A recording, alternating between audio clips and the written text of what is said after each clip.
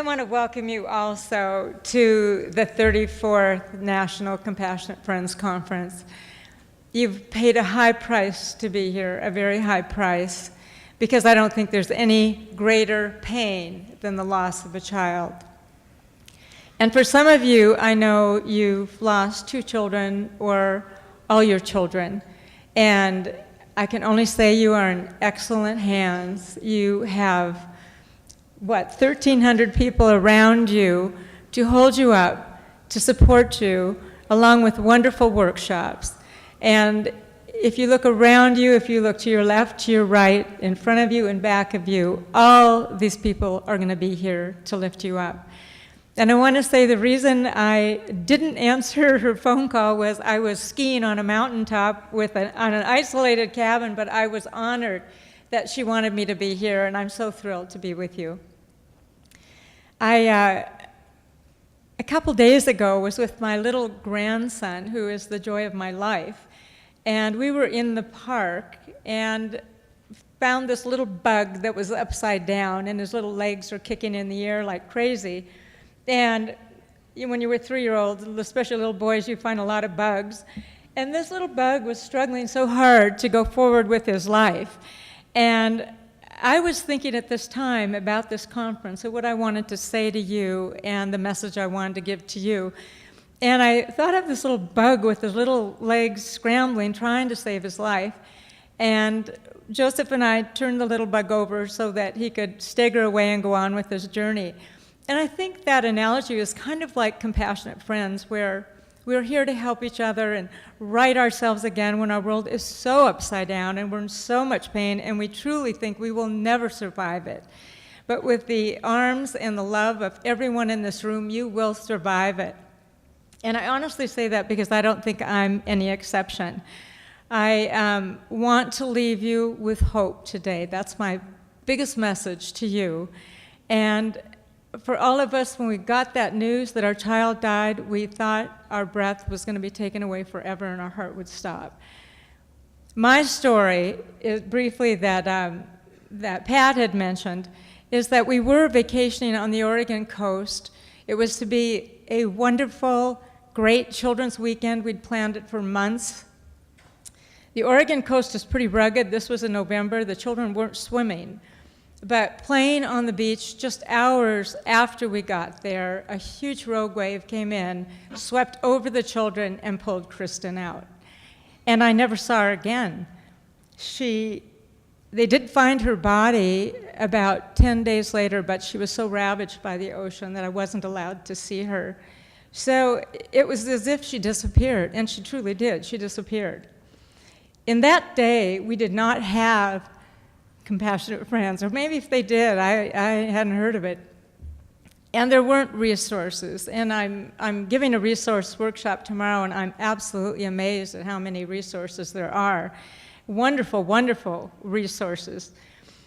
My resource was Elisabeth Kubler-Ross, and she truly saved my life. She righted this little bug up again so that I could go on with my life. And it was a struggle, and her main message to me was that I really needed to do my own work, and I needed to do a lot of it, especially if I ever made it through this experience. And I had my doubts. I very much promised myself, if I ever made it through, meaning any hope of having any happiness in my life again, I wanted to work with others. I wanted to help others in crisis, especially bereaved parents. I had a 9-year-old son. I was a single parent at the time, and he had just lost his sister. He didn't need to lose his mother, and I knew the only way to help him truly was to help myself. I had to get through this. Few situations, I think, in life are black and white, but the loss of a child, at least to me, was black and white. I knew the experience of losing Kristen would completely destroy me, or it would be the greatest growth experience I ever had. There was no gray area for me. It was going to be one or the other. Elisabeth knew of my desire to work with others and invited me to go to her center to work with her. My main work at that time was on myself. She said, if you are to help others, you've got to really keep doing your own grief work. And she was right. And I never thought I could cry as much as I cried. I ranted and raged at the heavens. When I first met her, after hearing her speak, which was about a month after Kristen's death, I was living in Ashland, Oregon at the time. She was speaking in Medford. And my friends had told me that Elisabeth would be speaking, and did I want to hear her speak? And this was before Kristen's death. And I was totally into living life, and I'm like, absolutely not. Why would I want to hear a woman on death and dying? I could care less. I'm living, and especially as a single parent, you know, it takes a lot of energy with 2 children to keep living. But that's where I was focused. And obviously after Kristen's death, I was very interested in meeting her, but also quite frightened. Here was the expert on death and dying, and I was afraid she would give me answers. And I didn't want answers. I wanted Kristen. It was just not something that I ever was willing to accept, not 1 month after her death. I was still pretty much in shock.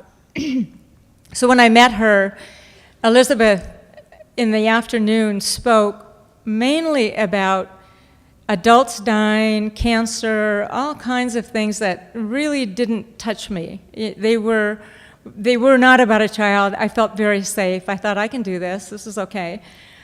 We broke in for dinner, came back in the evening, and that evening she spoke about children and dying. And in an audience probably as large as this, over 1,000 and some people, you could hear a pin drop. And I honestly thought she was speaking right to me.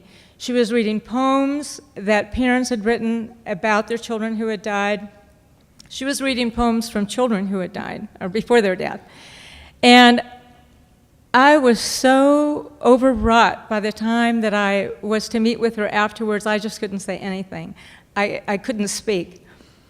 And she grabbed my arms and pulled me to the side and said, you know, Carol, how are you? She didn't give me answers. She just started talking to me, about my pain. She did ask me what I did with my anger, and I said, Elisabeth, I don't have any anger. I don't feel anything. And she said, you know, unless you wanted this to happen, you're probably going to feel some anger at some point. And when you do, we really need to work with you with your anger, because anger can just block you, can shut you down, and it goes into not just depression, but a major depression. And certainly as I worked at her workshop, I found anger, I found rage, I found such a level of anger that I never knew could exist. But the anger really wasn't even just Kristen's death, it was the mutilation of her body. And I had come to accept that, okay, children do die every day, I guess I can accept that, I'll try to accept that. But the fact that I couldn't see her, it was almost like God was laughing at me. She's back, haha, but you can't see her. And I had prepared my life before that time with a minister who I had met at the college campus to really, I knew she wouldn't be the same Kristen. I knew she'd be bloated by the ocean. I knew whatever, but because she was so mutilated, it was beyond that I couldn't see her at all. So that's really where a lot of my anger was directed. Elisabeth knew of my interest to work with others. She encouraged me to go back to school, to get my graduate degree in psychology, and encouraged me to write this book, Sugar Cookies and a Nightmare, which I said, Elisabeth, I am not a writer. And she said, you don't need to be a writer. You just tell your story. And that's kind of a long story, and this book was a long book. It took 30 years to write this book, I have to say. And the story was hard for me to write because when I first wrote my first manuscript, it was so full of pain that I thought any of you here today in your own pain certainly don't need to listen to mine or read about mine. So I went back to the drawing board, and I started to write it, and the next book, I guess, sounded like a psychologist. She didn't like it at all. It was very clinical. And there's a story in this book, there's a chapter to Dear Elisabeth on how this quirky little title came about, Sugar Cookies and a Nightmare. It's her title, and the story behind it is in the book. But what I did learn in my 20-some years of working with others, and I was interested in people who were working full-time and grieving. I wondered what corporations were doing to help the bereaved employee, especially when they were experiencing a sudden death. where they are in shock for a month to 2 months after a death, and yet what are they doing to help these employees? Because at the time, they're probably really for the first time feeling the loss. They're also expected to be going on with their work, and expected to be back at work. Not too many people have 2 months off. But what I learned was the incredible strength of the human spirit. I was amazed at the strength of the human spirit. I saw so many people in crisis with the most horrific stories and situations in their life, but that they could get dressed in the morning, or even call me in the first place for an appointment, get dressed, show up in my office, absolutely amazed me. And I know that all of you have the same incredible strength. And I know many of you don't feel it now. I've met several of you who are newly bereaved. But it's there. You have to do a lot of grief work. You have to do it your way. You have to find your path, and you will. And you will find that strength. And what I'm going to talk to you a little bit and read at the last a little excerpt from my book, which is how I found meaning in Kristen's life after her death. Recently, I was on a trip with Project Grace, which is an organization. I brought some brochures. They're over here, and I'll have them at the resource workshop.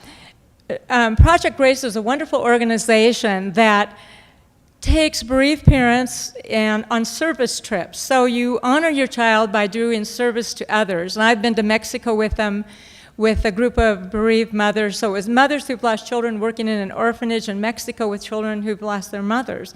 So it's a wonderful hand in glove, and I just recently returned from Greece. And there we were looking at multicultural issues around death. And the Greeks they're an ancient society with a very modern way of dealing with it. We are not as great in our society, as you well know, in dealing with grief.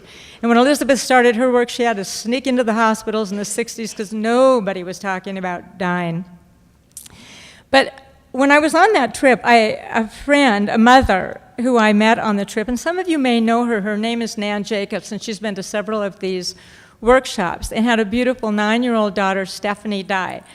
And Nan was walking on the beach one day and found this beautiful sea glass, and she gave me a piece of it, this beautiful sea glass, and it struck her that she could hold the sea glass in her hands and touch it, and it was smooth, and it's absolutely beautiful. After the ocean had worked it over a lot, and it smoothed all the edges, it reminded her of when she first lost her daughter Stephanie, and how sharp those edges of glass were at the time as this once was, and how everywhere she turned with her raw edges of grief, she felt she bled emotionally. And I really love that analogy, because with time and a lot of work, the edges do soften, and the grief is easier. But it does take a lot of work. And another friend of mine, who is a wonderful jewelry maker, loves sea glass in her jewelry. And she said the real sea glass is porous. It actually has pits in it from the salt water of the ocean. And in taking that analogy of Nan's, of how our grief, the sea glasses, our grief is pitted with our pain, I really want to encourage you to look at being able to go forward with the pain you feel from your child, to create meaning from that pain, to make a treasure out of it, to make your own beautiful jewelry, if you will. None of us wants our child to be forgotten, and none of us wants to feel that our child has died in vain. And all of our children in their short lifetimes, and some were so short, they were only here for minutes or for hours before they left us. All of them left a gift. For the newborn that came into this world and died in just minutes after, they left the greatest gift of all. They left the gift of unconditional love. That is the highest form of love, and the hardest love to practice, because most of us say, I'll love you if you do this, and I'll really love you if you do that.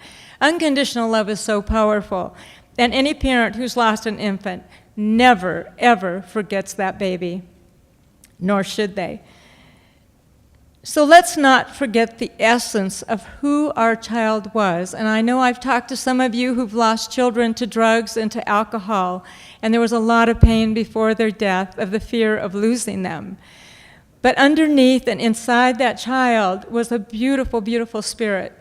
And that child, even though there was a lot of heartache, that child, little spirit, I know you remember well when you held them in your arms and loved them. So if it's the gift of adventure they gave you, if it's a gift of laughter, whatever the gift is, try to think for yourself what that could be and how you could go forward to create beauty for others. Great organizations such as the Compassionate Friends, this was formed from a lot of pain. Great music has come from a lot of pain, and certainly great paintings. I have, over the years, met many parents who've done wonderful things in their names. It can be as simple as a park bench. It can be as simple as if your child loved to fly fish, taking children from the inner city out fishing, whatever it was in your child's name. But your child, every one of our children, gave us a great, great gift. And in your journey through grief, in your own way that you get through grief, I really want to encourage you to see what you can do in going forward to help others with the pain of your child and to live a life that they didn't get to live by honoring them. And Lord only knows our society could use a lot more kindness. We're going through a tough time now, and so many are. In closing, I want to read, it takes about 5 minutes, how I started to find meaning in the darkness of the loss of Kristen. Of the roads I've taken to accept Kristen's death, I realized that an important one was an appreciation for the effort her loss had on others, including strangers. I've watched parents turn from Chrissy's death to appreciate their own children more, realizing that there are no guarantees that anyone will live forever. Children die every day, and the greatest killer of children is accidents. The awareness of how Kristen's death was affecting others slowly gave her death meaning. I began to step out of my cocoon of anger, resentment, and self-pity, which had resulted from my belief that her death was a waste. Kristen had been a beautiful, kind, and loving child with so much to give, I could not bear to think of her dying for no reason. Gradually, I learned that she did not die in vain. With time, I began to see a meaning in Kristen's death by understanding how her loss was enriching others. Often just hearing about Chrissy gave people a greater perspective on life, a respect for the small joys of each day, a sense of unconditional love growing within, a belief in human interaction with family and strangers alike. The greatest gift you can give someone is the gift of yourself, and Kristen truly gave. She gave when she was alive and is still giving through her death. With time, I began to appreciate the meaning this personally had for me. Kristen and I had 7 short years together. Sometimes these 7 years seem so short that I can hardly believe she was here at all. However, when I think of how much her death has changed my life, I realize she was very much here. We are an intimate part of each other, and I never dreamed she would be taken from me. I would read about children dying, but as with any tragedy, I thought it would happen to someone else. The worst fear I can imagine was to have something happen to Michael or Kristen. I thought that if I did, I would literally go crazy. I could never function again. Kristen's death made me realize that I missed not only my past with her, but also my future. I remember a special afternoon during our last summer together when the two of us went to an elegant restaurant for tea. She felt so grown up with her own little teapot.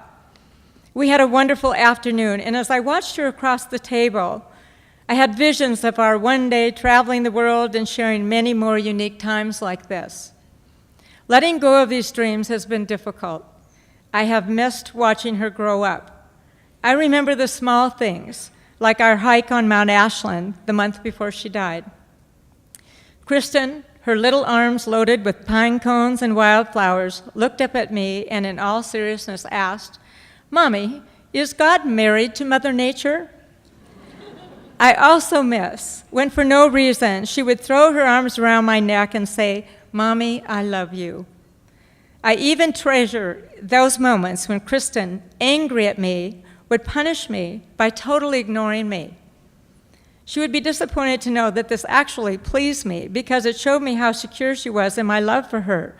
So secure that the greatest punishment Kristen could think of was not to have a tantrum, but instead, in her smug way, to roll her eyes and stick her little nose in the air as she turned away. Her demeanor was of utter disgust, as if to say, "Mommy, you really blew it this time, and now you don't get to have me at all." I would have to turn away to conceal my smile. Finding it impossible to give these moments up, I have decided I won't. No one can take them from me. I can look back on our good and bad times together, and they are all mine. I can do whatever I want with them. I can be bitter, angry, hateful, and resentful, or I can look into the meaning of the many things we shared. I have decided to choose the latter. If there was anything I learned from Kristen, it was not to be bitter, angry, hateful, and resentful, but instead to love and to trust. Many times I remember wiping away Kristen's tears after a fall or a disappointment, and she would be right back out there living every moment. Behind her tears, there was always a smile. After Kristen's death, I took a fall too, a big fall, and my wound was deep. Time has slowly healed my wound, and although I may always be scarred from it, I'm not willing to stop living. When I emerged from my cocoon of grief, I focused on how much was given to me instead of how much was taken from me. I was honored to be Kristen's mother and will never stop missing her. At times, the loss continues to feel great and my tears still flow. However, behind my tears, there's also a smile, and I see my pain as witness to the special relationship we shared. Kristen's death has changed our relationship, but it will never change our love. This love was my reason for becoming a psychologist and for writing this book. I had promised myself that if I ever made it beyond the grief, I would try to help others in crisis. If as a result of my loss others can benefit, then my pain has a purpose, and this is important. We all have pain for one reason or another, certainly not only for the loss of a child. Pain is pain and it hurts. I firmly believe that if we can reach outside ourselves to help others, our pain becomes less. Everyone benefits. After Kristen's death, I had the opportunity to be helped by Elisabeth Kubler-Ross, a pioneer in the field of death and dying. She guided me through my grief and helped me to achieve my goal as a professional helping others, and added an invaluable source of strength and hope came from another bereaved mother whose 15-year-old son had died. She had been driving with her son when her car broke down. As she stood next to him on the side of the road, he was hit and killed by a truck. I did not care if she had professional degrees. I knew that she understood my suffering, and just seeing her smile as she went about her daily life gave me hope that someday I would smile too. I could be happy again. 1 month before her death, Kristen learned to ride a bike. She had many falls, many tears, and a lot of disappointments, but she also had a strong determination. She kept getting back on that bike until one day she ran into the house and proudly announced, black eye and all, "Mommy, I can ride." Kristen's death taught me to never give up. Michael had just lost his sister. He didn't need to lose his mother, too. Determined to be the best mother I could possibly be for him, I kept picking myself up through my tears and disappointments. Eventually, I learned how to ride, black eye and all, through the challenges of grief because I refused to live a bitter existence. That would be living a death, and I was determined to live a life of meaning. Kristen's death has changed me. Never could I have imagined myself saying this, but I am a better person for it. I am living a deeper, more meaningful life because I no longer take life for granted. I miss Kristen. I will always miss her, but the pain is less. I will always wish she hadn't died, but I will marvel too. What wisdom her death has given me. A part of me died with her, and another part was born. Through Kristen's death, I learned the meaning of life. Thank you so very much.